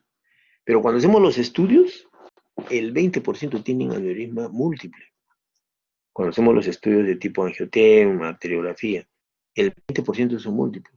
Y curiosamente, de los múltiples, algunos se llaman en espejo. ¿Qué significa en espejo? Que el paciente tiene aneurisma en la silviana derecha y en la silviana izquierda. En la comunicante posterior derecha y en la comunicante posterior izquierda. O sea, tienen en los dos lados. O tienen abajo en la comunicante posterior y tienen arriba en la pericallosa. Incluso ahí tenemos un caso de un viejito que tenía 5 aneurismas, ¿ya? Entonces es bueno siempre que un 20% tienen aneurismas múltiples. No lo he puesto, pero en la próxima clase lo tengo que poner. Hay un 20% de aneurismas múltiples. Y eso lo vemos, y curiosamente algunos de ellos, como le digo, los llamamos en espejo, ¿ya? Porque son igualitos. Ahora, ¿cuál se opera? Generalmente escogemos el más grande, el que tiene TIT, o sea, tiene una, digamos, una tamazo, tienes digamos, es polilobulado, no es uniforme. Se va buscando detalles que nos orientan a pensar que ese podría haber sido roto, pero a veces no va mal. No es frecuente, pero lo hemos encontrado. Caso que el colega va a operar y tenía dos aneurismas, y he escogido por esto. Viene y me dice, ¿sabes qué? Estaba normal, se ha roto el otro lado, he entrado y estaba normal, a pesar de todo lo que hemos encontrado, que estaba dismorfo, que estaba así, no había una gota de sangre, ni modo, lo entramos en 15 días. Pasa, se estabiliza y a los 15 días lo metemos a sal y ¡pam! Encontramos el roto. ¿Se dan cuenta? A pesar de todos los cuidados. Siempre nos da una bofetada, nos enseña a sospechar más. Así es la medicina. Uno aprende en el dolor, en la equivocación, para no volverse a equivocar nunca más.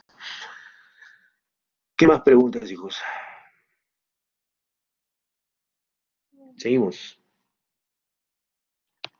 Bien, las malformaciones arteriovenosas es otro tipo de patología vascular que se las presento acá, que es un paquete de arteria que llega de frente a la vena.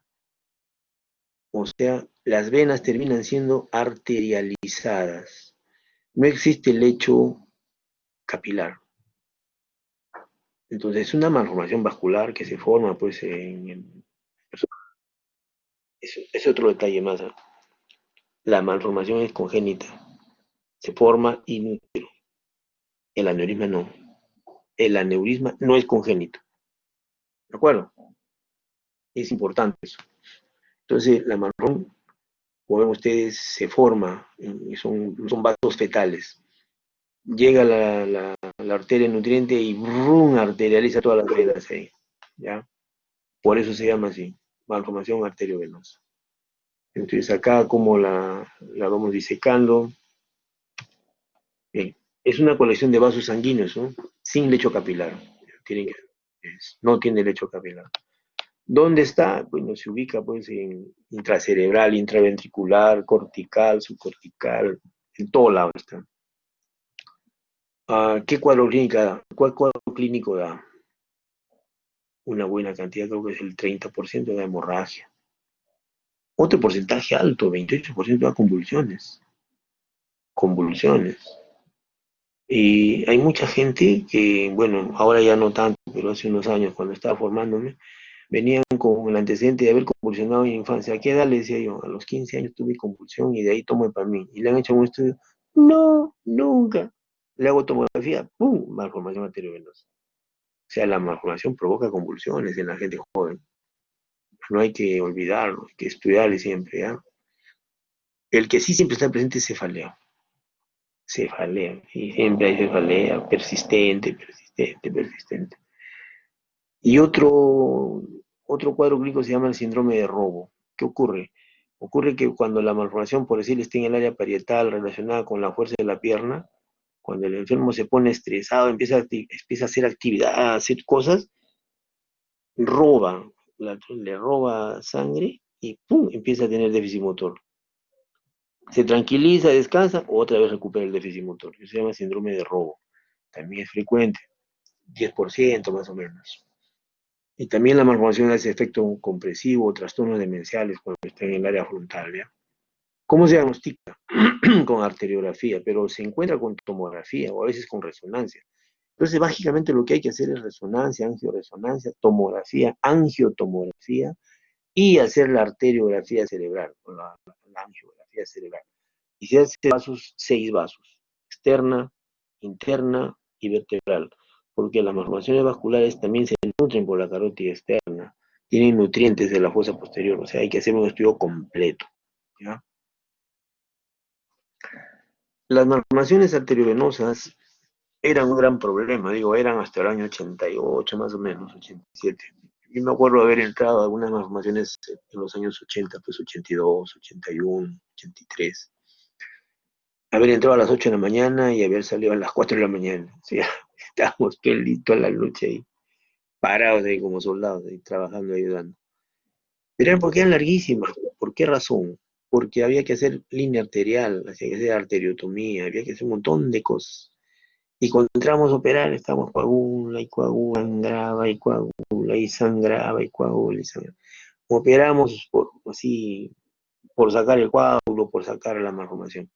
Hasta que el doctor Spessler, el doctor que ya se jubiló hace poco, Spessler, el doctor Robert Spessler, del Instituto Barrow, con el doctor Neil Martin, hacen la escala de Speller, que se llama así para la MAB, para evitar este problema, ¿no? De que algunos sangraban, quedaban hemipléjicos, se morían. Se operaba la diabla, en una palabra, ya la verdad es esa. Entonces, a raíz de Spessler ya se organizó quiénes operan y quiénes no se operan, en base a 3 criterios claves. El primer criterio es el tamaño. Cuando una malformación tiene, pues, menos de 3 centímetros, es una malformación pequeña, se le pone un puntaje, un punto. Cuando mide de 3 a 6 centímetros, se le pone 2 puntos. Cuando es grandaza, más de 6 centímetros es grande, pero más de 6 centímetros. Hay unas que son de 10 centímetros, 2 centímetros, esas tienen 3 puntos. Ya son complicadas. Esperar una malformación así ya uno se mete en problemas. 3 puntos. A eso se le añade, si esta malformación tiene vena profunda, ¿qué significa? Que la sangre, en vez de ir a la corteza, se mete hacia la profundidad, a las venas. ¿A qué venas? Cerebral interna, basal de Rosenthal, a la vena tálamo estriada, a la vena, a las venas profundas, pues, ¿no? A lo que le estoy mencionando. Entonces ya tiene un punto más. Y la parte más importante es el área elocuente. O sea, la malformación puede estar en todo sitio, pero hay lugares en los cuales no tiene la relevancia, la importancia. Yo entiendo que todas las partes del tejido cerebral son importantes, pero hay unas que son más. ¿Y cuáles son más? Esas son las elocuentes. Cuéntenlas ustedes. El área motora, el área sensorial. O sea, sensorimotora. El área 4 y el área sensorial. Son 2. El área del lenguaje. O sea, lo que se llama el área, digamos, de Broca, que está en la región frontal izquierda, donde justamente en el gyrus ascendente, me parece que está ahí, en el área de Broca, al costado del área motora. La corteza visual, en la fibra calcárea, en eso que se llama la corteza visual, también es área noble.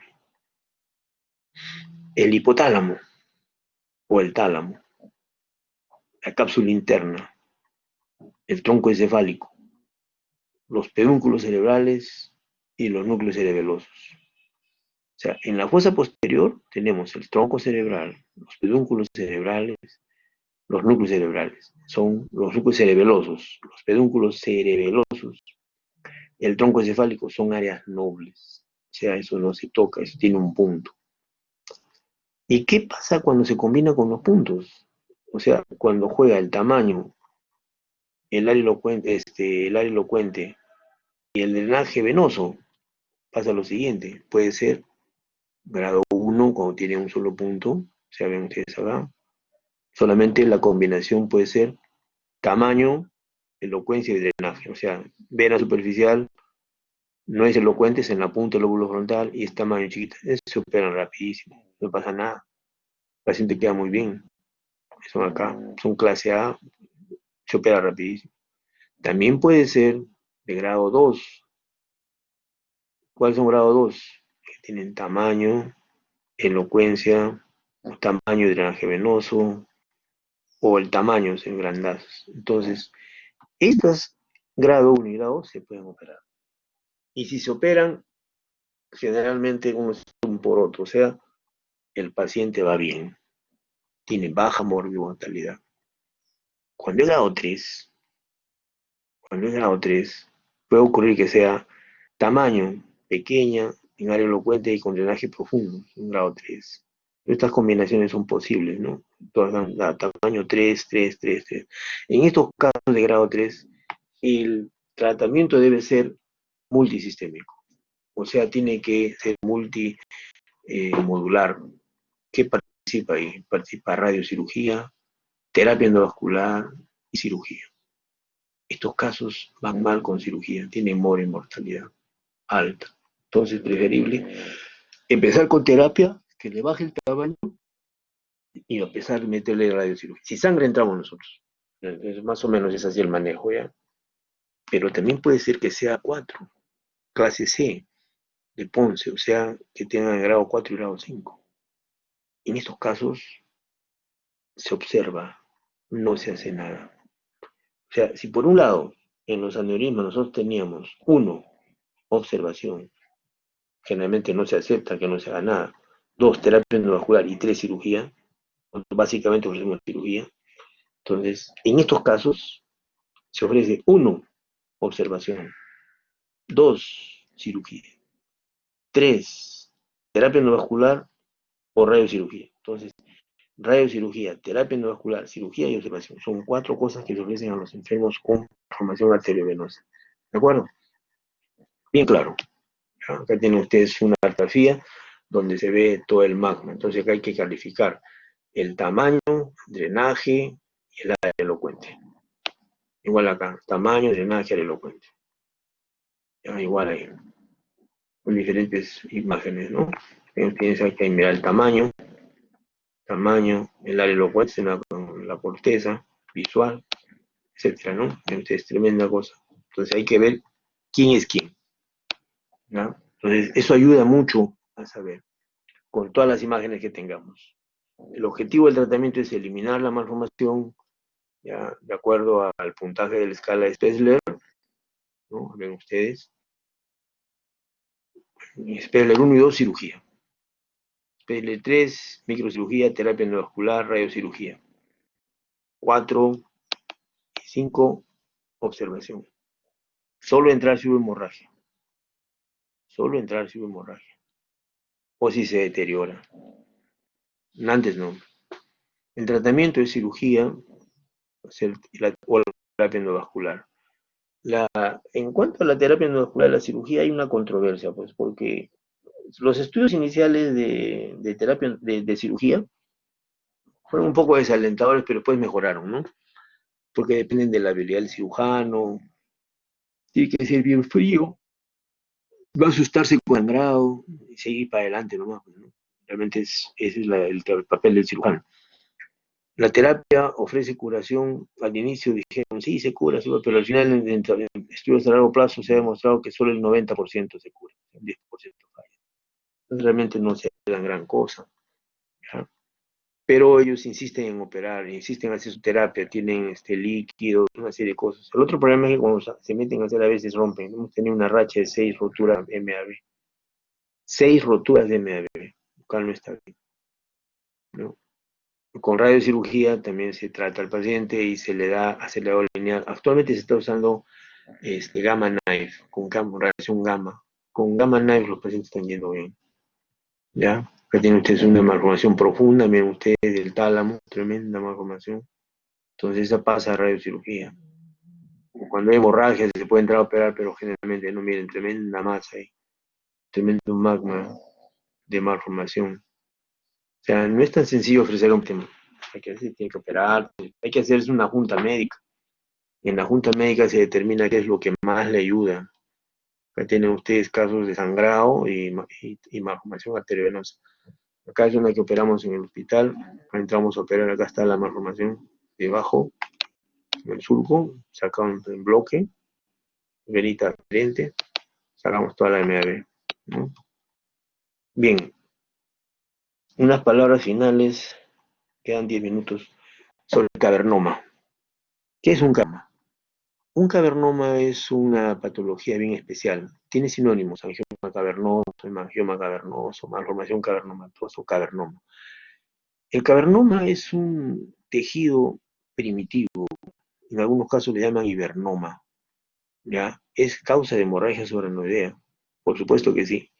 Antiguamente, les hablo de los años 80, antes de la resonancia, no sabíamos qué sangraba y qué cosa era un sangrado críptico, sangrado LDS, o sea, solo Dios sabe, ¿ya? Pero a raíz de que se vino la resonancia, el diagnóstico aumentó un 50%. Hemos encontrado la imagen de quién sangra, el cavernoma. ¿Por qué? Porque el cavernoma en la arteriografía es negativo, o sea, no da imagen en la arteriografía, ¿ya? Pero hay huella de sangrado. y en la resonancia se le detecta. Entonces, esta anomalía vascular del cavernoma es de flujo lento, es como un racimo, más o menos como una huevera de pescado. Tiene sinusoides, exactos espacios ahí, y dentro sangra. Ahora, se le encuentra más o menos entre un 0,4 0,8%, pero cuando sangra, vuelve a sangrar, presenta convulsiones. Yo tenía un paciente hace poco que convulsionaba, un cavernoma temporal, cerca de la amígdala, acá, el pobre convulsionaba y convulsionaba y convulsionaba. Ya le hemos sacado, está más tranquilo. A riesgo de sangrado, sí, a veces hay una hemorragia. Generalmente los de protuberancia sangran un. El cavernoma puede ser de tipo familiar, hay familias llenas de cavernomas, o esporádicos también, aparecen y desaparecen. Característicamente tiene una imagen de popcorn, una imagen muy particular, ¿no? Imagen de popcorn, este es el tronco encefálico. Y tiene múltiples, ¿no? Tienen uno, otro, múltiples, que a veces van creciendo. Acá, por ejemplo, tiene uno en el tronco cerebral, ¿no? Pero está muy bien la chica. Otro tiene el cavernoma, ¿no? Tremendo. Parece un popcorn acá. Imagen característica del cavernoma, ¿ya? Cuando se le saca la angioma cavernosa parece una hueverita de pescado. El año pasado operamos a un médico de 17 años con un cavernoma, la protuberancia. Signos y síntomas: cefalea, vómitos, convulsiones, ¿no? Más dudas de hemorragia. ¿Cómo se diagnostica? En la tomografía es hiperdenso, por la sangre. En la resonancia es de elección, en la fase FLIR, da exactamente lo que queremos, la fase FLIR, ¿ya? Y la arteriografía es negativa, ¿se dan cuenta? Es negativa. Va a tener un cavernoma parietal, imagen de sangrado. Esto lo empleamos con el doctor Navarro. Salió, te pareció un globito de sangre, ¿no? Lo que se hace es hacer microcirugía. Se saca el cavernoma y el paciente queda curado. Sobre radiocirugía en cavernomas es controversial. Definitivamente en este momento ya no se usa. No se usa, incluso ni en tronco cerebral. De acá, por ejemplo, ven ustedes este cavernoma, en tronco cerebral.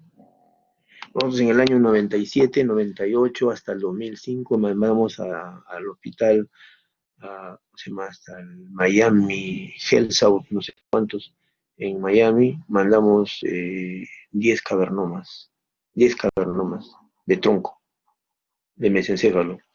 Esos 10 cavernomas recibieron gamma knife, los 10 cavernomas. Cada gamma knife nos costó $30.000. Por 10 son $300.000. Y para el año 90, en 2005 vino acá un gringo y dijo, no sirve el gamma knife, es perder el tiempo y el dinero.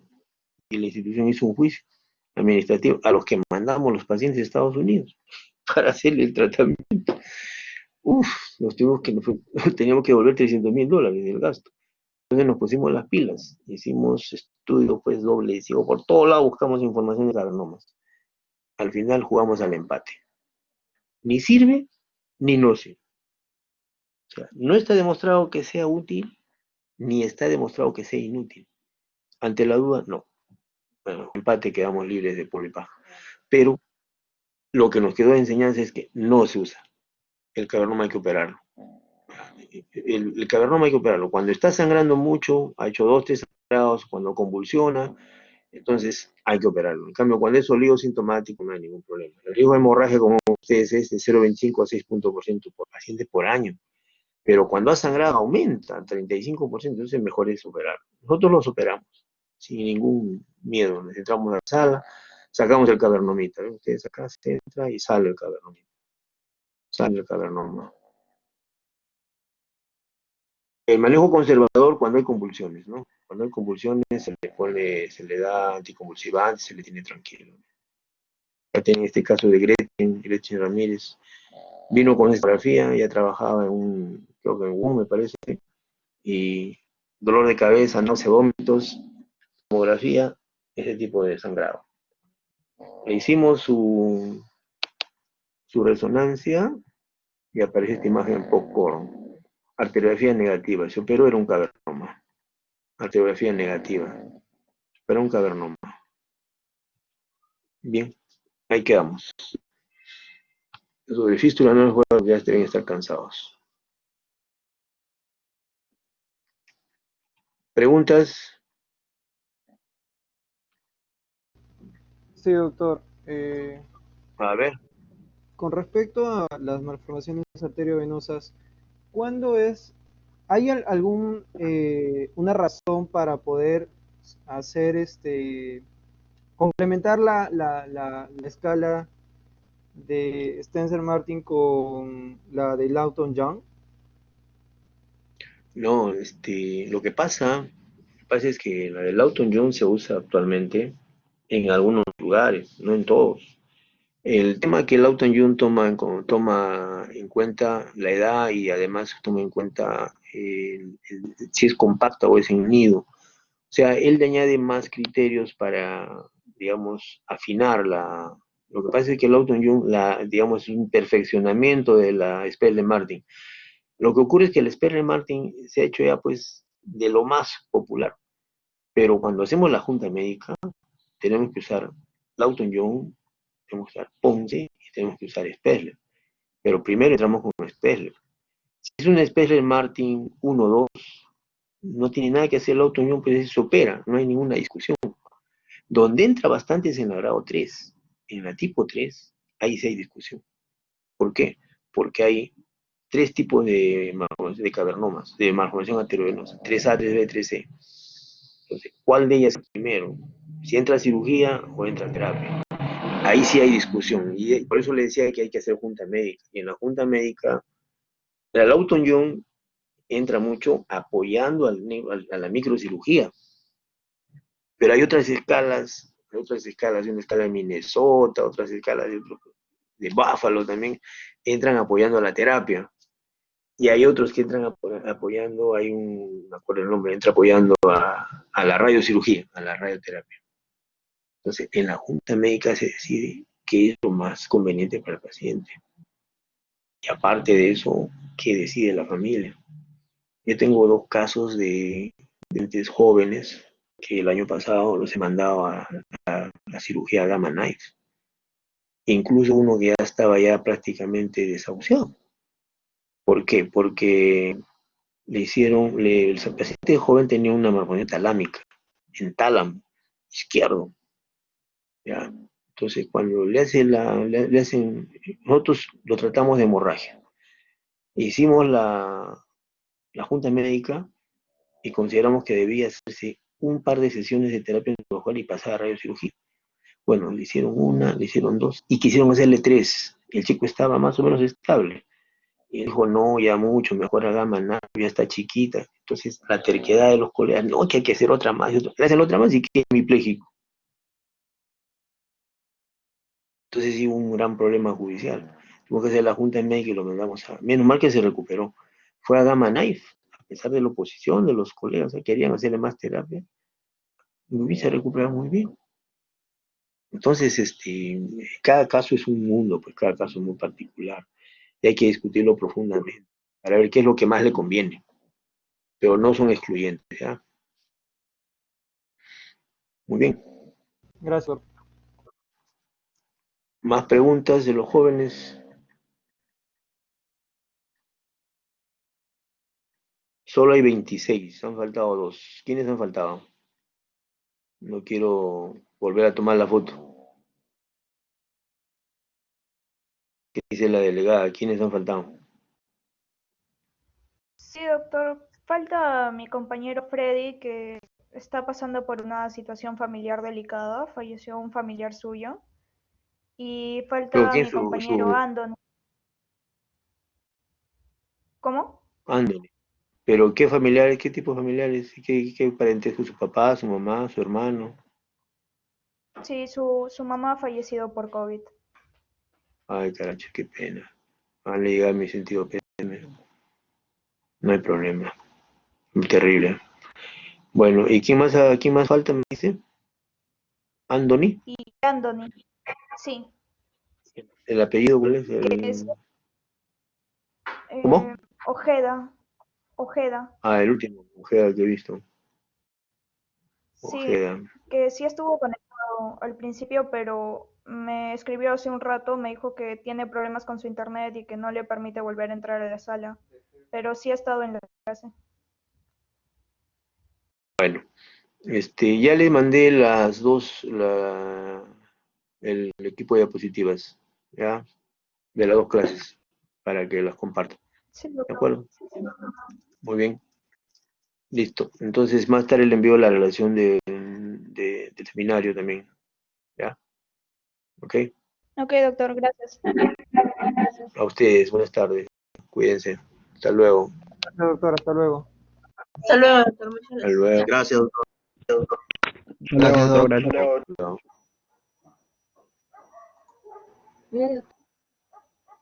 Doctor, no se vaya a olvidar parar la clase. ¿Para qué? No se vaya a olvidar de parar la grabación. Sí, sí, voy a parar.